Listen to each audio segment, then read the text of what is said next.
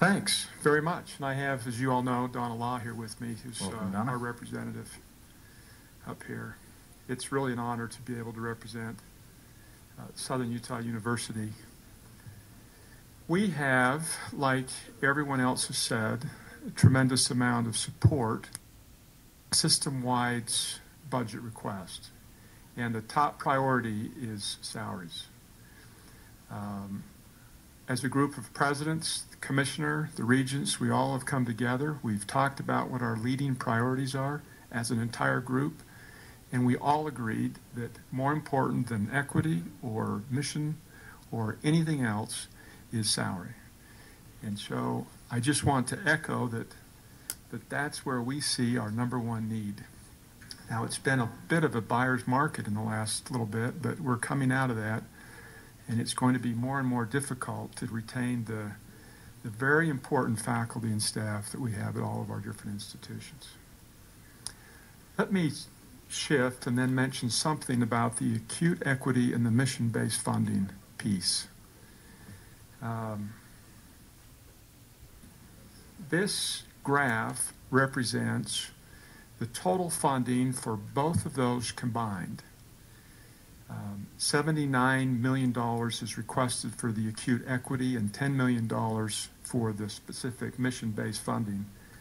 The darker blue is the acute equity, and the light blue is the strategic or the specific mission-based funding requests. And as you look at this chart, what you see is that 3 institutions will only receive funding through the mission-based request: the University of Utah, SUU, and SNO. I just point that out to try to make sure that you understand that these two pieces are coming together, and some of us are totally dependent upon that funding to do anything at our institutions. This represents the total funding requests for all the institutions in the mission-based piece. Now, for Southern Utah University's portion of that, that's $459,000 out of a system request of $79 million. That's .0058. It's a very modest request.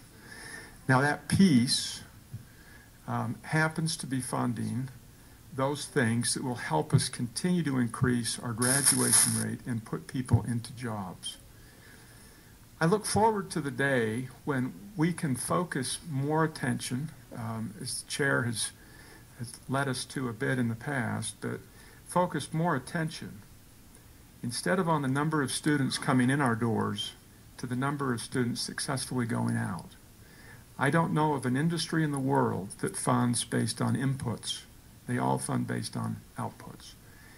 Yet in our system, we fund based on inputs. To kind of illustrate that, I just thought I'd throw up this fun little picture. This is aluminum. And I don't know a bicycle shop in the world that makes a profit based on how much aluminum they purchase. But they all make a profit based on how many bicycles they put on the road, headed in the right direction efficiently. This is, as we mentioned last week, SUU's huge effort at considerable cost to the university to move from 2002, where we had a 36% graduation rate, up until this last year. The numbers along the bottom represent the beginning year of the cohort. That's the freshman class of 2002. 2007 is the most current year of graduates. But to move from 36% to 53% graduation rate, it's just a huge amount of effort. And we're asking that you help us recognize our faculty and staff for the incredibly difficult work that they've gone to pull those numbers up. And the only way that we do that is if you fund the salary increase or fund this equity or this mission-based funding piece, which is rather modest for our institution. That's all I have. Thank you very much. Tremendous. That last graph is wonderful. Senator Stevenson.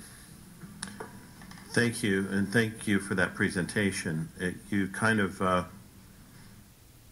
talked about the elephant in the room that has been in the higher ed Appropriations Committee over the years. And I'd just like to ask the chairs for guidance in this, because I'm still a little bit at a loss as to how we're going to stop funding the purchasing of aluminum tubing and start funding in a more direct way the outputs. I just wonder how can we get from where we are to where we need to be, because it seems like we're moving kind of there, but it's still very baby steps, it looks to me. I just wonder, how can we make this disruptive leap? And I think that's what we're going to have to follow a Clayton Christensen model and start seriously rewarding success instead of inputs. Yeah, we absolutely are. I mean, that's my number one goal. I think speak for Co-Chair Grover. I think that's your chair's number one goal, and I hope of the committee is to move our system, our funding at least, toward performance-based, toward outputs.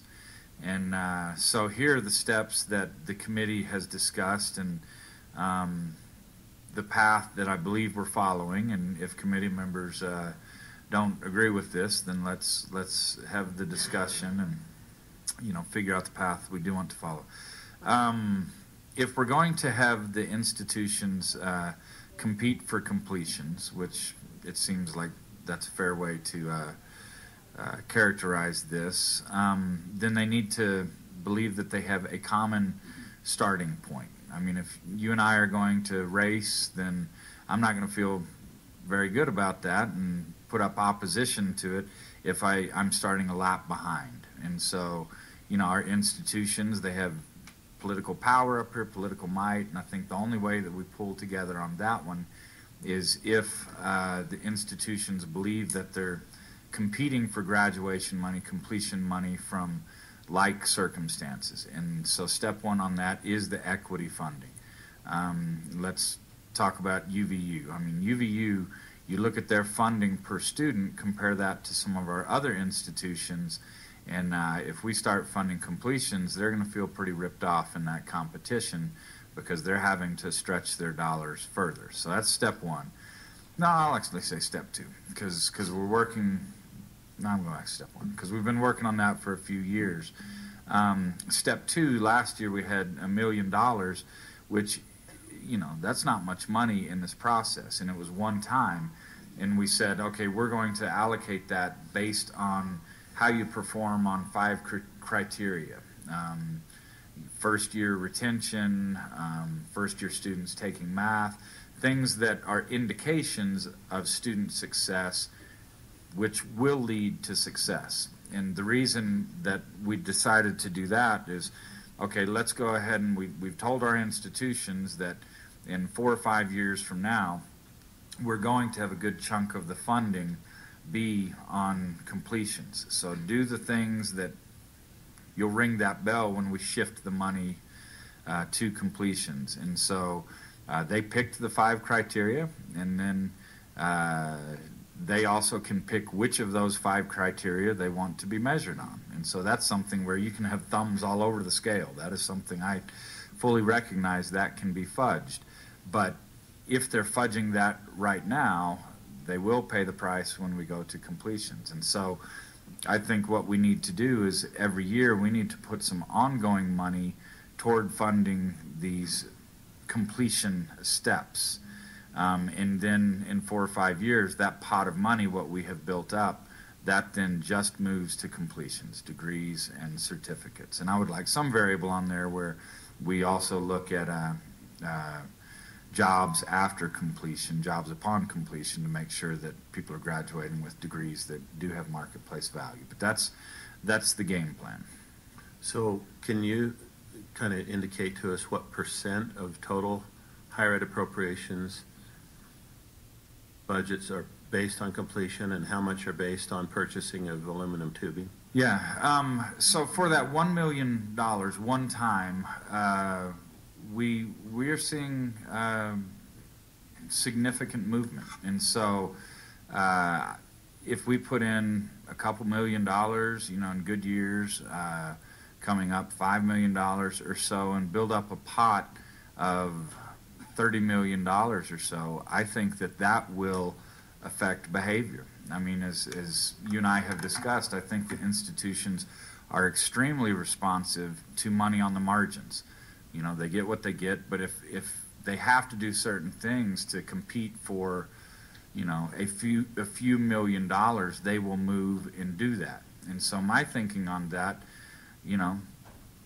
is that's not nearly as bold as you take Tennessee, that they decided one year, boom, it's all performance based. Now, as I've looked at their formula, I think, okay, yeah, it's all performance based, but in the way they've weighted how that's paid out, okay, there's a lot of base budget factored into that. But I think that if we build it up to $20-30 million, we will see movement, and if we don't, then we keep adding to that pool, and eventually it becomes 40, 50, 60. I mean, it becomes a larger chunk if we're not seeing results like this. I mean, that's up on our screen right now, where our completions continue to rise. And so, you are an extremely engaged thinker on these issues. So I'm laying this out in detail, hoping you will challenge what I'm saying, and we can make this even more refined. I think we have a very, very good system. I mean, now this is phenomenal, the graph we're looking at, but every institution, you look at UVU, that, it has struggled over the years to make that move to university status, they would say, in large part because of the funding. But you look at, President Holland's report from our last meeting, the progress that UVU is making, even with their funding struggles. I think that our institutions are doing things really, really well in tough economic situations. We've cut money. They've added 20% increase in students. So I don't want to disrupt, tear up, destroy the good things that are going on. I want to refine those, layer on top, with an amount of money that is incentive rather than tearing up from the roots. Well, it seems that less than 1 or 2% of their total funding is this based on completions. Is that safe to say currently? Yeah, I mean, that's where I would propose we start. Yeah. And Senator, along those lines, it's been a topic of conversation. We met in EAC a couple nights ago, and we hear that social services has got some performance indicators of their state agencies that they've been working on. And so we're working to look at Vice Chair Stanton and I, and we're going to send out a document to all committee members to put in statute some type of language that does not necessarily upset the apple cart per se, and it doesn't fly in the face of what we're trying to do, but also may add a little bit more incentive to the universities individually to drive their performance even higher. We're trying to find the right language that doesn't tie their hands, where we're not as a committee micromanaging, but try to solicit for them more meaningful data and productivity. So we're trying to find that language too. So we'll send that out. You're going to see the same thing for UCAT. I'll send something out today as we try to get a little bit more substance for this elephant in the room.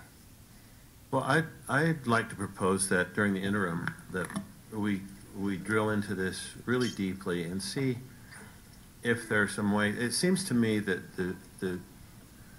the incumbent providers, as Clayton Christensen calls them, we are all those, we tend to hang on to measuring things by how much aluminum tubing we're purchasing instead of how many bikes we're getting on the road. And I think that's a brilliant analogy. And as long as we keep rewarding purchasing of aluminum tubing, we're going to keep getting that. And my concern is that the weight that causes as these institutions are trying to also do the completions and that kind of thing, that we're still sticking to this traditional way of funding organizations and institutions rather than their outputs. So I'd just like to ask that we seriously look at maybe a bolder approach during the interim to see if we can move more quickly. Yeah, I mean, the only thing I'll challenge is your word boulder. It's just, you know, big percentages, big dollars doesn't necessarily, you know, mean, I would say more efficient, more effective. And I think your concern is 100% on the money, because we put so much effort into recruitment that should be going toward retention.